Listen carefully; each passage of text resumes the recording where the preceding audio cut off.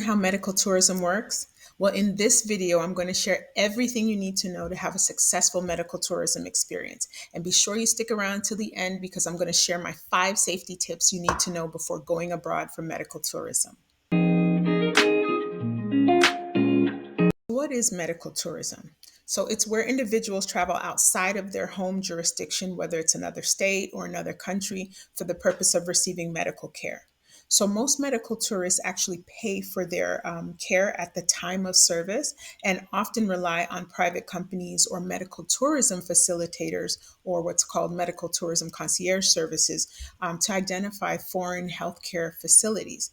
Now, there are a number of reasons you may decide to use medical tourism. The number one reason in healthcare is because of rising costs. So, whether you have public or private insurance or even employer based coverage, a number of individuals are underinsured. So, when patients leave their jurisdiction for medical treatment, it's for healthcare ranging in anything from even elective surgery like cosmetic procedures, maybe dental, to something even more serious in healthcare like cancer treatment, fertility treatment, or even transplants. But you have to weigh the risks. But ultimately, you can actually save up to 90% in some cases, depending on the medical procedure. But as with everything, there are benefits and there are risks to medical tourism. So, where do you start? Let's get into it. So, initially, the entire process, once you decide you're going to go abroad for any type of medical treatment, the first step is determining where you should go, right? After you determine you want to travel abroad for medical treatment, you're going to research where you're considering. Okay, you have a number of options, but once you determine where you're going, you need to initiate the contact with the healthcare facilities located where you're planning on going. So you should inform them of your needs, ensuring that you understand various options that are available to you, and then also decide on your medical travel. Now, all of this depends on what type of procedure, obviously, where you are willing to travel. What I'll tell you is that Singapore, Korea, Mexico, Colombia, Thailand, Turkey, and even India are at the top of the list. However, due to proximity, at least for Americans, a number of Americans tend to go to Central America, namely Mexico, Panama, or Costa Rica. One of the things that I think you must be considerate of, especially if you belong to a certain demographic, maybe the LGBTQ plus community, the disabled community, or like myself as a Black woman, one of the things you need to consider is how friendly that country is to you. Okay, how are people like you treated in that country? You want to know if there are any safety concerns. And I always advise whether or not you're traveling for a procedure that you should always have someone with you that can serve as your advocate. So if you have complications and are unable to speak, it's important that you have someone with you that asks all the right questions and remains on top of things. Okay. So you're going to want to know, are you going to a country where maybe they look down on women? You as a patient, you're in a vulnerable position. And the last thing you need to worry about is whether you'll face ill treatment from any staff or locals as you recover. Maybe it's at a nearby hotel or some type of recovery residence. Okay.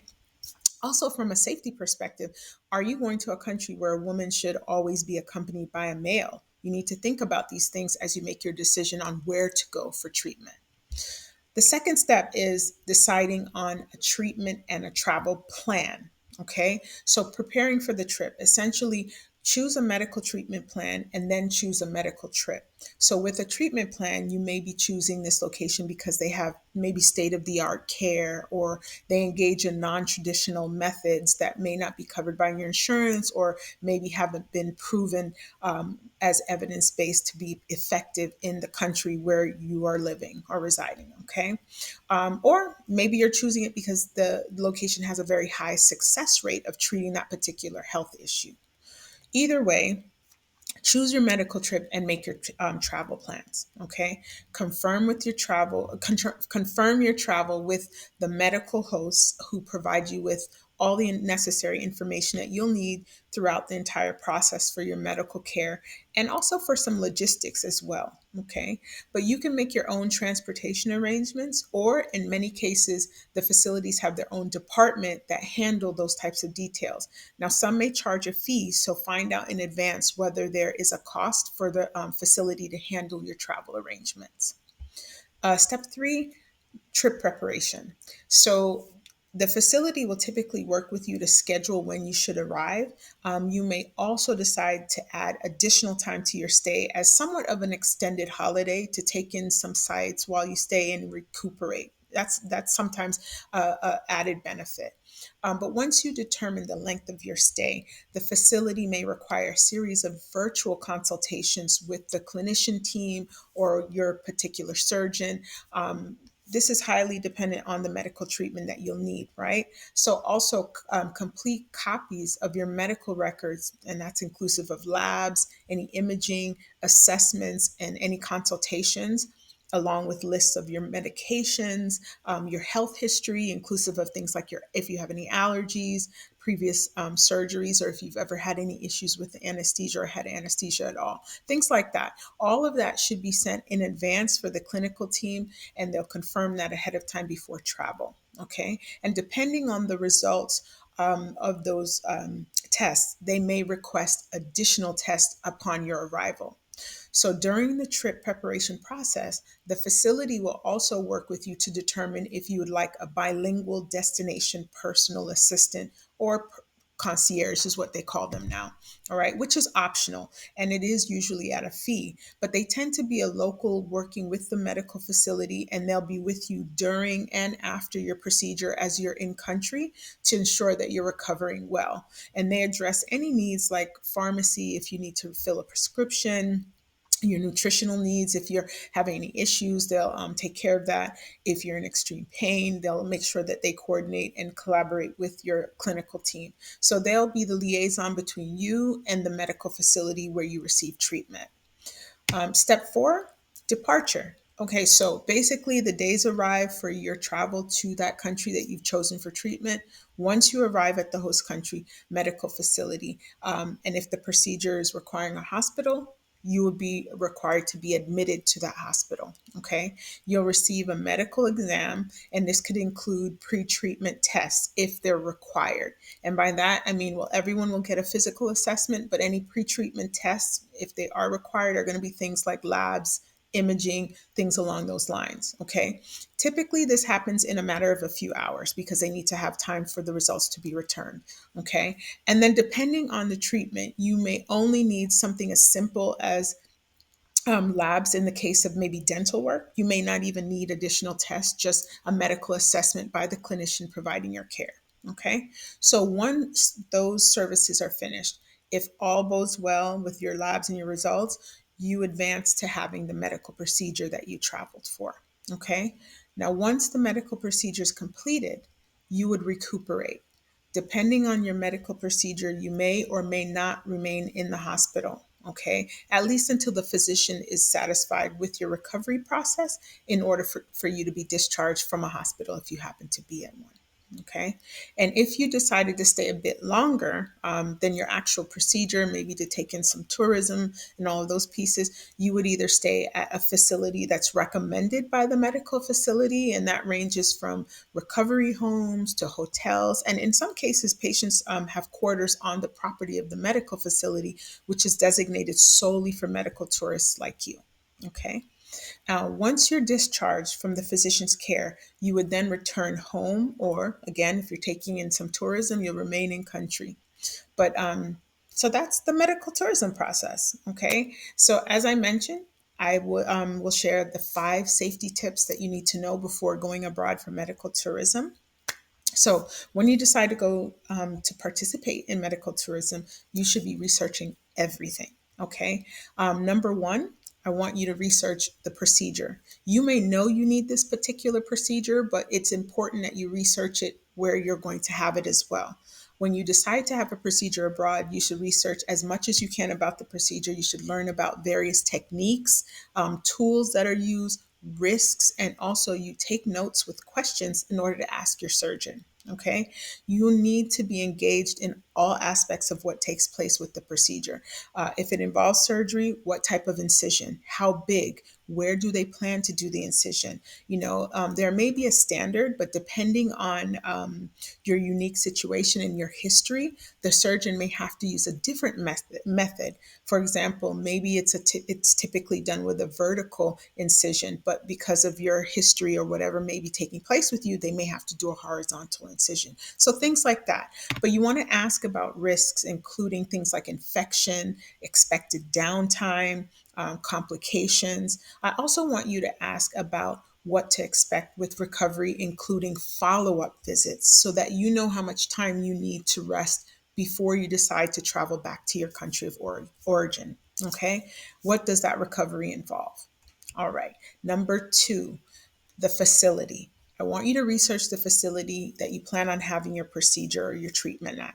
You can Google the facility to find out basics. And, I suggest you look into whether the facility is accredited by the Joint Commission International, and I'll leave their information in the description. But the Joint Commission is a US based nonprofit organization that accredits more than 22,000 US healthcare organizations and programs.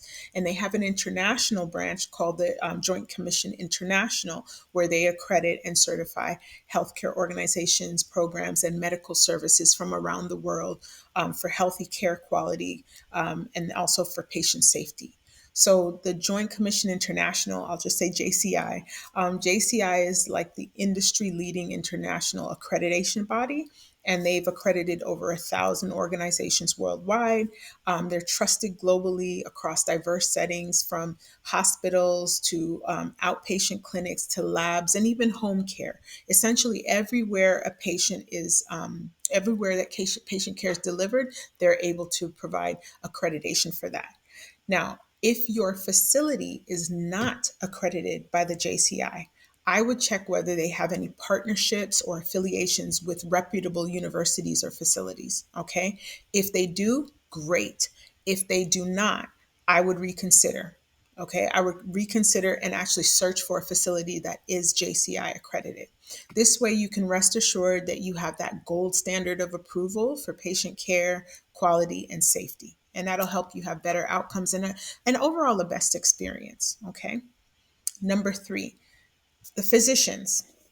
You are going to research the physician. I want you to find out where they were educated for medical school, how long they've been practicing, where they've practiced, and if you can find any information on their credentials, that is what you need. Okay. You're also going to interview them. When you interview them, it is to learn about the procedure, how they will conduct the surgery, but you also need to determine if you like their disposition and their bedside manner. Okay. They may do these surgeries on different patients all day long, but there's only one you. All right. So I want you to be sure that you feel comfortable, that the physician's knowledgeable, and when you ask your questions, that they are patient with you and can fully explain the answers. Also, in my case, I would ask, do you have any pictures of Black patients? If it's something specific to maybe cosmetic surgery or something where there's going to be a huge incision, don't be afraid to ask. If they don't, fine, but ask. This is not the time to be shy. Okay. Number four, this is important. The location where you're planning to have the procedure done and the surrounding areas. I want you to research the exact location, meaning the address, where the surgery or the procedure will be performed, and also research surrounding areas. You want to ensure that you are in a safe area. You don't want to end up being in a border town, which are notorious for being unsafe. Okay. And my last tip, number five, determine if you're going to work through the facility to coordinate your procedure or work with a medical tourism facilitator, or if you'll coordinate this all by yourself, working with the facility. If you decide to coordinate on your own, I just suggest that you go to Patient Beyond Borders website, and I'll leave the link in the description. Um, with them, international hospitals and clinics are recommended by Patients Beyond Borders, but they have to meet these stringent criteria that's listed by Patients Beyond Borders. For example, the organization must be accredited by a reliable, globally recognized accreditation organization. They must be in good standing, meaning no legal claims whatsoever. And their websites must be in English. They must have identifiable international services that are offered to patients. And then key physicians or specialists must be listed on their site. This way, you can ensure a physician is not independent and sort of going here and going there. Okay. And then also, full contact information of the facility must be listed on their website. So, Patient Beyond Borders is an advocate for patients. You can go to their website, they have a lot of free information, and if you decide to do it on your own. Okay. But whether you decide to use a medical tourism facilitator or not, I want to share some of the benefits of working with a facilitator. The main one is risk prevention.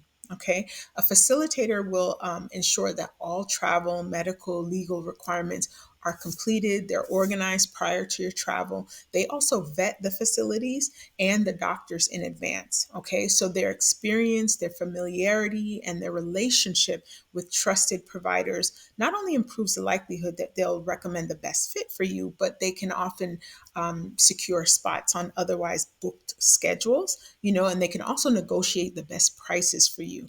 So this, coupled with improved communication and emergency support, all of that, those are added benefits. So a couple of questions to ask yourself if you even need a facilitator, a medical tourism facilitator. You want to ask yourself, are you traveling to a destination that you're unfamiliar with? Will you need any special travel documents such as visas, and who would do that for you? Do you speak the language at your destination? Do you need assistance choosing a facility or a doctor? Do you understand how to guarantee the cost of your procedure, or how to negotiate a price? Do you expect to pay using insurance, or do you know how to arrange that? These are things that they handle. Also, will you need assistance with meals, transportation, lodging, either before, during, or after your treatment or procedure?